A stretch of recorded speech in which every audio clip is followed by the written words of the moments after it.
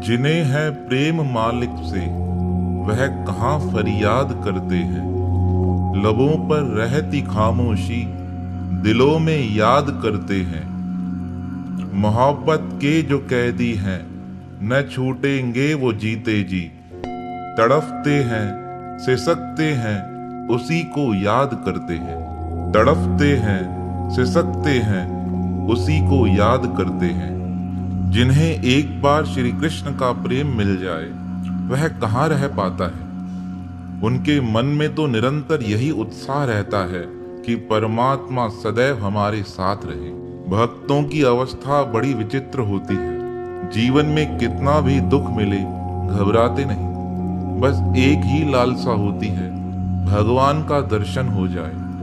कबीरा सब तन खाइयो चुन चुन खाइयो मांस, मेरे दो नैना मत खाइयो मुझे पिया मिलन की आस। प्रियतम की आस में भक्त यही कहता है कि मेरा शरीर भले समाप्त हो जाए पर इन आंखों से प्रभु का दर्शन मिल जाए। पर एक भक्त ऐसे हुए जिन्होंने प्रभु की चाह में अपने सुंदर नेत्रों को अपने हाथों से ही फोड़ डाला। कितना विचित्र यह दृश्य रहा होगा। भगवान कैसे सहन कर पाए होंगे अपने भक्त का यह दर्द। पर भक्त तो भक्त होते हैं ना, परमात्मा स्वयं उनका सहायक बन जाता है। आज ऐसे ही एक भक्त का पावन चरित्र है जिनका जन्म दक्षिण भारत के एक छोटे से प्रांत में हुआ। माता पिता बड़े उच्च कुलीन ब्राह्मण थे। भक्त राज को अपने परिवार से बड़ी सुंदर शिक्षा प्राप्त हुई थी। ब्राह्मण कुल से थे तो सदाचार तो उनके जीवन में बसा ही हुआ था। ऐसे परम भागवत श्री भक्त जी का नाम था बिल्व मंगल। जैसा नाम था वैसे ही उनके दिव्य कर्म थे। बिल्व मंगल जी धीरे धीरे अपने घर में बढ़ने लगे। इतने विद्वान हो गए कि समस्त शास्त्रों का ज्ञान इन्हें स्वतः ही प्राप्त हो गया। थोड़े समय पश्चात इनके माता पिता का देहांत हो गया। अब माता पिता का साया जिसके जीवन से उठ जाता है ना, उस बालक की स्थिति अनाथों जैसी हो जाती है। बिल्व मंगल पारिवारिक संस्कारों से तो बड़े विद्वान थे, पर कहते हैं ना, संग इतना असर डालता है हमारे जीवन पर कि अच्छे अच्छे लोगों की संगति बिगड़ जाती है। बिल्व मंगल जी के साथ भी ऐसा हुआ। उन्हें कुछ खराब लोगों का संग मिल गया और संग ऐसा खराब मिला कि जो संपूर्ण संस्कार में जीवन था उस जीवन से ही भ्रष्ट हो गए। माता पिता का देहांत हो चुका था। अपने खराब दोस्तों की संगत में आकर वह एक वैश्या के प्रेम में पड़ गए और वैश्या का प्रेम इनके मस्तिष्क पर इतना हावी हो गया कि अब तो एक दिन भी उस वैश्या को देखे बिना यह रह ही नहीं पाते थे। रोज का नियम बन गया, रात्रि के समय वैश्या के घर पे जाकर ही आराम करते थे। एक दिन परिवार के कुछ लोगों ने कहा, आज पिताजी का श्राद्ध है, आज तुम कहीं नहीं जाना। पर मन कहाँ मानने वाला था। मन तो जहाँ एक बार अटक जाए अटक ही जाता है। यह विचार करने लगे किस प्रकार यह श्राद्ध पूरा हो और मैं जल्दी जाकर अपने प्रियतमा से मिलूं। घर वालों ने बहुत समझाया, बिल्व मंगल आज का दिन घर ही रहना, कहीं नहीं जाना, पर यह मानने को तैयार ही नहीं थे। पिताजी का श्राद्ध पूर्ण हुआ। यह तो तैयारी कर अपने प्रियतमा के पास जाने लगे। तभी किसी ने कह दिया, कितनी तेज बरसात पड़ रही है और इतना ही अगर गृहस्थ जीवन का शौक है तो अपनी गृहस्थी क्यों नहीं बसा लेते हो। बिल्व मंगल ने उनकी बात सुन क्रोधित होकर कहा, तुम अपने काम से मतलब रखो, मुझे क्या करना है मुझे पता है। ऐसा कहकर घनघोर बरसात में बिल्व मंगल अपनी प्रियतमा चिंतामणि से मिलने के लिए नदी के इस पार आ गए। अब जैसे ही नदी के इस पार पहुंचे, देखा कि कोई केवट तो है नहीं जो उन्हें नाव में बैठाकर उस पार लेकर जाए। बहुत प्रयास किया पर कोई केवट तैयार नहीं हुआ। सब नाविक कहने लगे, इतनी तेज बारिश में नाव कौन चलाएगा, नाव भी बह जाएगी और नाव को संभालना मुश्किल है, हो सकता है हमारे प्राण न निकल जाएं। पर बिल्व मंगल के ऊपर तो कामुकता सवार थी। वह तो किसी बात को मानने को तैयार नहीं थे। बिल्वमंगल नाविकों से कहने लगे, तुम मुझसे अधिक पैसे ले लो पर मुझे उस पार छोड़कर आओ, पर कोई भी चलने को तैयार नहीं हुआ। तब बिल्वमंगल के मन में विचार हुआ, मैं खुद ही चला जाता हूँ। ऐसा सोचकर उन्होंने तीव्र पानी के प्रवाह में छलांग लगा दी और जैसे ही भंवर के बीच में पहुंचने लगे, उन्हें लगा आज तो पानी का प्रवाह बड़ा तेज है, बचना मुश्किल है। तभी अचानक से उनके हाथ में किसी मुर्दे का शरीर आ गया। अब रात्रि का घनघोर समा था, उन्हें पता तो चला नहीं। उन्हें लगा कोई लकड़ी मेरे हाथ में आई है। ऐसा सोचकर वह उस पर चढ़कर बैठ गए और धीरे धीरे प्रयास करते करते वह नदी के दूसरे किनारे पर उतर गए। अब तो बड़े वेग के साथ उन्होंने अपने कदम चिंतामणि के घर की ओर बढ़ा दिए। आज चिंतामणि तो निश्चिंत होकर सो रही थी। उसे लगा इस घनघोर बरसात में मुझसे मिलने कौन आएगा। उसके घर का दरवाजा बंद था। बिल्वमंगल ने बड़ी जोर से आवाजें लगाई, पर पानी का प्रवाह इतना तेज था कि बिल्वमंगल की आवाजें चिंतामणि तक पहुंच ही ना सकी। चिंतामणि निश्चिंत होकर आराम कर रही है, पर बिल्वमंगल के मन में थोड़ा सा भी चैन नहीं है।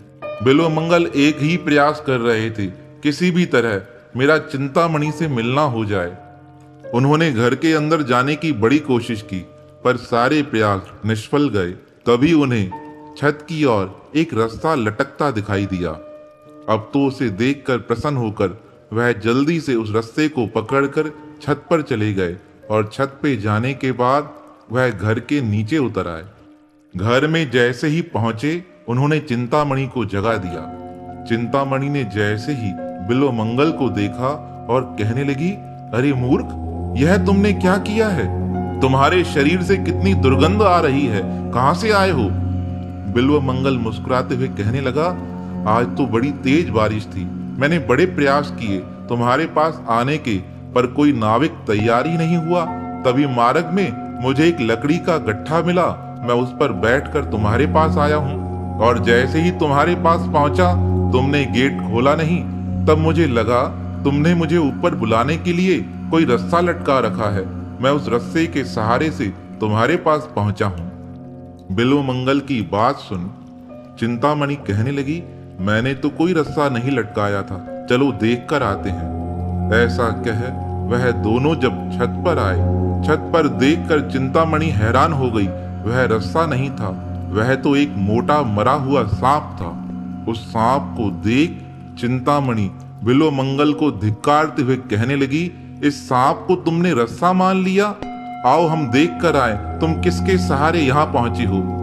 घर के बाहर आकर जब चिंतामणि ने देखा तो जिस पर बैठकर बिल्वमंगल चिंतामणि के घर आए थे, वह लकड़ी का गट्ठा भी नहीं था, वह तो एक व्यक्ति की लाश थी। इन दोनों निंदनीय क्रियाओं को देख चिंतामणि को बिल्वमंगल से बड़ी घृणा हो गई। वह बिल्वमंगल को धिक्कारते हुए कहने लगी, हे ब्राह्मण राज, तुम मेरे शरीर पर आसक्त होकर इतने निंदनीय कार्य करने को तैयार हो गए। इस घनघोर रात्रि में जब सारा संसार विश्राम कर रहा है, तुम्हारे मन को आराम नहीं है। मेरे पर जितना तुम आसक्त हो, इससे अगर थोड़ा भी तुम श्री श्याम सुंदर पर आसक्त हो जाते तो तुम्हारा कल्याण हो जाता। अपनी प्रियतमा के यह कठोर शब्द सुनकर बिल्वमंगल के अंदर ज्ञान उत्पन्न हो गया, क्योंकि पूर्व संस्कारों का ज्ञान तो अंदर विद्यमान था, पर उसको जागृत करना था। आज चिंतामणि के कठोर शब्दों ने बिल्वमंगल के ज्ञान को पुनः जागृत कर दिया। बिल्वमंगल हाथ जोड़कर चिंतामणि के पैरों में बैठ कहने लगे, हे देवी, आज से तुम मेरी गुरु हो। मैं कल ही सब कुछ त्याग कर परमात्मा की खोज में निकल जाऊंगा। चिंतामणि कहने लगी, तुम कहीं जाओ या ना जाओ, पर मैं कल हरिद्वार चली जाऊंगी। ऐसा कहकर दूसरे दिन प्रातःकाल चिंतामणि तो परमात्मा की खोज में हरिद्वार की ओर चली गई और भक्त बिल्वमंगल श्री कृष्ण की खोज में भारत के महान संत सोमगिरी जी के पास आ गए। 1 वर्ष अपने गुरुजी के पास रहकर उन्होंने सच्चे भाव से अपने गुरुदेव की सेवा की। उनके पूर्ण गुरुदेव ने उन्हें श्री कृष्ण तत्व के बारे में समझाया। अब तो श्री कृष्ण से इतना प्रेम हो गया, उन्होंने गुरुजी से आज्ञा लेकर कहा, हे गुरुदेव, मैं आपकी आज्ञा से वृंदावन की ओर जाना चाहता हूँ। अब शेष जीवन वहीं पर व्यतीत करूंगा। गुरुजी ने आज्ञा दे दी। भक्त बिल्व मंगल परमात्मा का सिमरन करते करते वृंदावन की ओर आने लगे। तभी मार्ग में एक विचित्र घटना घटित हुई। भक्त राज किसी कुएं पर पानी पीने गए। जैसे ही वहां पानी पीने लगे, तभी एक सुंदर सी कन्या उस कुएं पर स्नान करने आई। उस स्त्री का रूप देखकर बिल्व मंगल जी पुनः मोहित हो गए। बिल्व मंगल उस सुंदर स्त्री को देख मन में विचार करने लगे, काश यह मेरी मन की इच्छाओं को पूर्ण कर पाती। दूषित विचार मन में पुनः जागृत हो गए। वह स्त्री कुएं पर आई, उसने स्नान किया। स्नान कर वह अपने घर जाने लगी। अब तो बिल्व मंगल भी उसके पीछे हो लिए। जैसे ही स्त्री अपने घर के अंदर चली गई, बिल्व मंगल उसके घर के बाहर बैठ गए। उस स्त्री का पति बड़ा भगवत भक्त था। वह बाहर आकर पूछने लगा, हे संतराज, आप कहां से आए हैं? आपको किस चीज की आवश्यकता है? तब बिल्व मंगल सच्चे हृदय से परमात्मा को प्रार्थना कर कहने लगे, मैं जो कहूंगा सच कहूंगा। अब जैसे भी स्वीकार हो, आपको स्वीकार हो। बिल्व मंगल ने उस सदग्रस्त से कहा, मैं निरंतर श्री कृष्ण का चिंतन करता हूँ, पर आज मेरे मन में तुम्हारी स्त्री को देख दूषित भावना आ गई है। मैं उसे दूर नहीं कर पा रहा हूँ। मेरे मन की इच्छा है, मैं उससे मिलना चाहता हूँ। बिल्व मंगल की बातें सुन उस सदग्रस्त को क्रोध नहीं आया। उन्होंने अपनी धर्मपत्नी से कहा, तुम जल्दी से श्रृंगार कर संतों की सेवा करो। अब वह पतिव्रता स्त्री तो अपने पति की आज्ञा मान श्रृंगार करने चली गई। यहाँ बिल्व मंगल मन में विचार करने लगे, मेरी बुद्धि कितनी दूषित है। एक बार तो चिंतामणि के प्रेम में आसक्त हो मैं अपने जीवन को खराब कर चुका हूँ। आज पुनः मैं अपने जीवन को खराब करने जा रहा हूँ। ऐसे अनेक विचार भक्त बिल्व मंगल के मन में उठने लगे। जैसे ही वह स्त्री श्रृंगार कर भक्तराज के समीप आई, तब भक्तराज ने कहा, हे माता, मुझे किसी चीज की आवश्यकता नहीं है। अगर तुम मेरी इच्छा पूर्ण कर सकती हो तो मुझे 2 लोहे की कीलें लाकर दे दो। बिल्व मंगल की यह बातें सुन वह स्त्री अपने कक्ष से 2 लोहे की कीलें लेकर आई। उन्हें बिल्व मंगल को देते हुए कहा, हे भक्तराज, यह रही 2 कीलें। भक्तराज ने वह 2 लोहे की कीलें अपने हाथों में उठाई और हाथों में उठाकर उन कीलों को अपनी आंखों के अंदर डाल दिया। जैसे ही वह लोहे की कीलें आंखों के अंदर गई, आंखों से रुधिर का गुब्बारा फूट गया।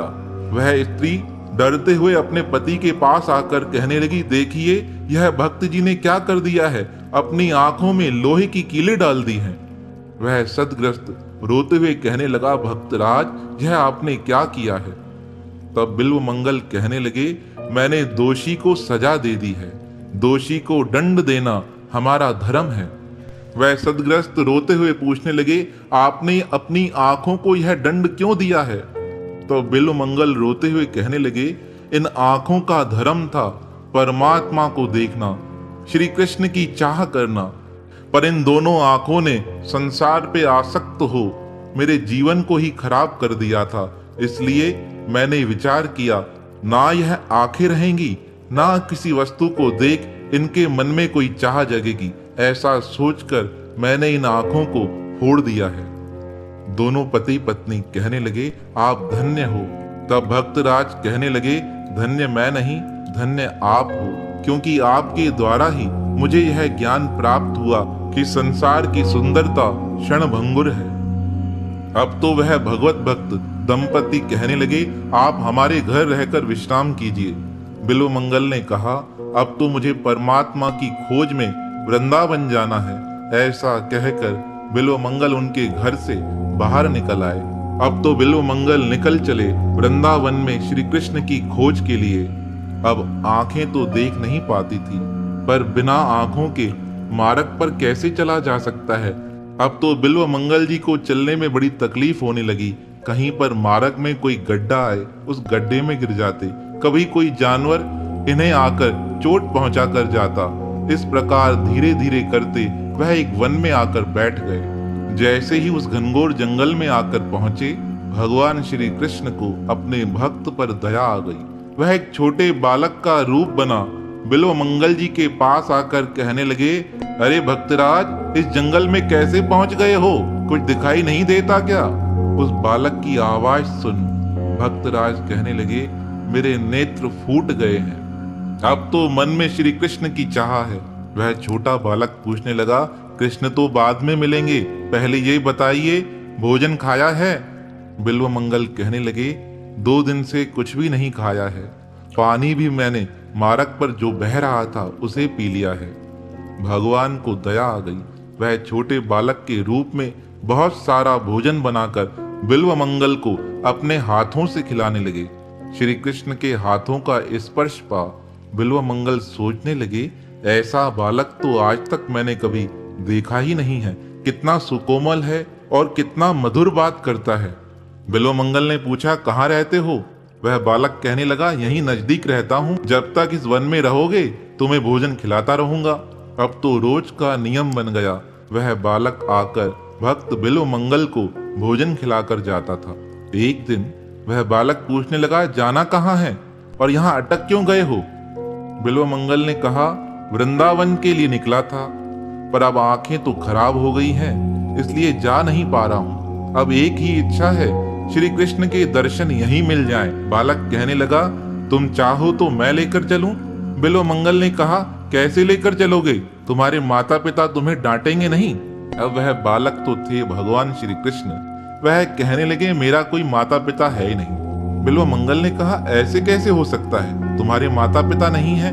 कहा, नहीं, माता पिता नहीं है, मैं खुद अपनी संभाल करता हूँ, गाय चराता हूँ, भक्तों की सेवा करता हूँ, जो बुलाता है उसके पास पहुंच जाता हूँ। बिल्व मंगल ने कहा, फिर मेरे साथ चलोगे वृंदावन? वह बालक कहने लगा, तभी तो पूछ रहा हूँ। बिल्व मंगल ने कहा, मैं तुम्हारे साथ चलने को तैयार हूँ। अब तो श्री कृष्ण ने एक छोटी सी लकड़ी बिल्व मंगल के हाथों में पकड़ा दी और कहने लगे, आगे से इस लकड़ी का हिस्सा मैं पकड़ता हूँ, पीछे इस लकड़ी का हिस्सा आप पकड़ो, मेरे पीछे पीछे चलते आना, कहीं रुकना नहीं, हम वृंदावन पहुंचकर ही आराम करेंगे। बिल्व मंगल ने कहा, वृंदावन इतना नजदीक है क्या जो एक दिन में पहुंच जाएंगे? वह बालक कहने लगा, अरे क्यों चिंता करते हो, सवाल बहुत पूछते हो, तुम चलना प्रारंभ करो, मैं तुम्हें वृंदावन लेकर चलता हूँ। अब तो जैसे ही बिल्व मंगल ने भगवान श्री कृष्ण की लकड़ी पकड़ चलना प्रारंभ किया, मुश्किल से थोड़े समय में ही वह वृंदावन पहुंच गए। छोटे बालक ने कहा, भक्तराज, वृंदावन आ गया है। बिल्व मंगल ने जैसे ही सुना वृंदावन आ गया है, उन्होंने लकड़ी का हिस्सा अपनी ओर खींचा, और जैसे ही लकड़ी का हिस्सा अपनी ओर खींचने लगे, उस बालक का हाथ भी बिल्व मंगल के हाथों में आ गया। बिल्व मंगल पूछने लगे, सच्ची सच्ची बताओ, तुम कौन हो जो मुझे इतना जल्दी वृंदावन लेकर आए हो? वह बालक मुस्कुराते हुए कहने लगा, अरे आपको बताया जो मेरे माता पिता नहीं है, जो मुझे याद करता है मैं उसके पास पहुंच जाता हूँ। अब तो बिल्व मंगल का विश्वास पक्का हो गया और आंखों में आंसू लाकर कहने लगे, हे कृष्ण, तुम हो, तुम मेरे हो। तभी वह बालक हाथ छुड़ाकर भाग गया। जैसे ही उसने बिल्व मंगल का हाथ छुड़ाया, बिल्व मंगल के मुख से अचानक से यह शब्द निकल गए, बाह छुड़ाए जात हो, निबल जान के मोहे, हृदय से जब जाओगे सबल जानूंगो तोहे। श्री कृष्ण ने कहा, क्या कहते हो? बिल्व मंगल कहने लगे, अरे हाथ छुड़ाकर जा रहे हो, हाथ छुड़ाने में कोई दम नहीं है, जब तुम मेरे हृदय से निकल जाओगे तब तुम्हें बलवान मानूंगा। भक्त की ऐसी बातें सुन श्री कृष्ण दौड़कर भक्तराज के पास आए और उन्हें हृदय से लगाकर कहने लगे, तुम भक्तों के हृदय से तो मैं कभी बाहर जा ही नहीं सकता हूँ। हे भक्तराज, अब तुम यहीं वृंदावन में रहकर मेरी भक्ति करो, तुम जब भी मुझे बुलाओगे मैं आ जाऊंगा, पर मेरे बारे में किसी से कहिएगा नहीं। और भक्तराज, एक बात और है, तुम्हारे भोजन का प्रबंध मैं खुद ही करके जाऊंगा। ऐसा कहकर श्री कृष्ण अदृश्य हो गए। अब तो बिल्व मंगल वृंदावन में रहकर श्री कृष्ण का सुमरन करने लगे। बहुत समय पश्चात चिंतामणि को खबर मिली, बिल्व मंगल जी को श्री कृष्ण के दर्शन हुए हैं। ऐसी बात का विचार कर वह भक्तराज से मिलने आई और जैसे ही उसने भक्तराज को आवाज दी, भक्तराज दौड़कर चिंतामणि के पैरों में गिर गए। कहने लगे, चिंतामणि, तुम ही तो मेरी गुरु हो, तुम्हारे उपदेश से ही तो मुझे कृष्ण की प्राप्ति हुई है। ऐसा कह भक्तराज ने चिंतामणि को आसन पर बिठाया और खुद नीचे बैठ गए। चिंतामणि कहने लगी, तुमने अपनी आंखें क्यों फोड़ डाली है? बिल्वमंगल ने सारी बात बताई। चिंतामणि के आंखों में आंसू आ गए। वह कहने लगे, अब तुम्हारे भोजन की व्यवस्था कौन करता है? भक्तराज कहने लगे, यह बात मैं तुम्हें नहीं बता सकता हूँ, पर इतना कहता हूँ, श्री कृष्ण स्वयं आकर मुझे भोजन करा के जाते हैं। अभी इस प्रकार बातें चल ही रही थी कि एक छोटा बालक अपने हाथों में भोजन लिए भक्तराज के पास आया और कहने लगा, भक्तराज, यह भोजन कीजिए। आज बिल्वमंगल कहने लगे, मैं अकेला नहीं हूँ, मेरे गुरुजी भी मेरे पास आए हैं, इनके भोजन की व्यवस्था भी करो। वह बालक कहने लगा, मेरा नियम है, जितना निकालता हूँ उतना ही लेकर आता हूँ। भक्तराज कहने लगे, हे चिंतामणि, इस भोजन को तुम स्वीकार कर लो। चिंतामणि कहने लगी, जो श्री कृष्ण तुम्हारे लिए भोजन लेकर आया है, जब वह मेरे लिए लेकर आएगा तभी मैं भोजन खाऊंगी। अब श्री कृष्ण जो छोटे बालक के रूप में बिल्वमंगल के लिए भोजन लेकर आए थे, वह दोनों भक्तों को देख मुस्कुराते हुए कहने लगे, दोनों बड़े जिद्दी हो, मैं कह रहा हूँ दूसरा भोजन नहीं ला सकता हूँ, तब भी मान नहीं रहे हो। बिल्वमंगल मुस्कुराते हुए कहने लगे, तुम्हारे लिए क्या संभव है, जल्दी से गुरुजी के लिए भोजन लेकर आओ। अब तो श्री कृष्ण भक्त का आदेश मान और अधिक खाना लेकर भक्त के समक्ष उपस्थित हो गए। भक्तराज कहने लगे, चिंतामणि, यह जो भोजन लेकर आया है ना, यही श्री कृष्ण है। बिल्वमंगल की बात सुनकर चिंतामणि रोते हुए उस बालक को पकड़ते हुए कहने लगी, हे कृष्ण, एक बार तो मुझे उस रूप का दर्शन करा दो, जिस रूप के दर्शन करने के पश्चात जन्म मरण का चक्कर समाप्त हो जाता है। अपने भक्त का विशेष आग्रह मान श्री कृष्ण अपने असली रूप में आ गए। अब तो दोनों भक्तों ने बड़े भाव से श्री कृष्ण का दर्शन किया। दर्शन कर वह दोनों धन्य हो गए। श्री कृष्ण ने आदेश दिया, हे भक्तराज, जिस उद्देश्य से तुम्हारा जन्म हुआ है वह कार्य तुम्हें करना है। बिल्वमंगल कहने लगे, हे प्रभु, मुझे आदेश कीजिए, मुझे कौन सा कार्य करना है? भगवान ने आदेश दिया, हे बिल्वमंगल, तुम्हें मेरे और राधा के प्रेम के ऊपर एक पुस्तक लिखनी है। उस पुस्तक का नाम होगा श्री कृष्ण करुणा अमृत। और ऐसा कहकर परमात्मा अंतर ध्यान हो गए। बिल्वमंगल ने उस शास्त्र को लिखना प्रारंभ किया और जैसे ही शास्त्र लिखा गया, बिल्वमंगल विचार करने लगे, पहले किसकी वंदना की जाए। मन में विचार उठा, पहले तो गुरुदेव की वंदना की जाती है, मेरी गुरुदेव तो यह चिंतामणि है। ऐसा सोचकर उन्होंने जो शास्त्र में पहला मंत्र लिखा, उस मंत्र का पहला पद था, जयति चिंतामणि। भक्त बिल्वमंगल की ओर से पहला यह पद अपने गुरुदेव को समर्पित था, पर दूसरे अर्थों में इस पद का अर्थ था, जो समस्त चिंताओं का हरण करने वाले हैं, जो श्री कृष्ण जगत को चलाने वाले हैं, जिनकी इच्छा से ही संपूर्ण संसार चलायमान है, उनके पावन श्री चरणों में हमारा बारंबार प्रणाम है। भक्तराज की पुस्तक संपूर्ण हुई। भक्तराज द्वारा लिखा गया यह शास्त्र समस्त संसार में विख्यात हो गया। लोग इसे पढ़कर राधा तत्व को जानने लगे, श्री कृष्ण को प्राप्त करने लगे। सब और भक्तराज की जय जयकार होने लगी। कहते हैं, जब बिल्वमंगल जी का शरीर शांत हुआ तो परमात्मा स्वयं आए थे उनका संस्कार करने। एक छोटे बालक का रूप बना वह उस शमशान घाट में उपस्थित हो गए थे। लोगों ने कहा, तुम कौन हो? वह कहने लगे, मैं इनका पुत्र हूँ, इन्होंने ही मुझे पाल पोस कर बड़ा किया है। कहते हैं, भगवान श्री कृष्ण ने अपने हाथों से भक्त बिल्वमंगल जी का संस्कार किया था। कितने धन्य होते हैं ऐसे भक्त, परमात्मा सदा जिनके साथ रहता है। और कितनी महान होती है ऐसे भक्तों की भक्ति, जिन्होंने श्री कृष्ण की चाह में अपनी आंखों को ही फोड़ डाला। तो ऐसे भक्त भगवान के पावन श्री चरणों में हमारा बारंबार प्रणाम है, प्रणाम है। प्रणाम है।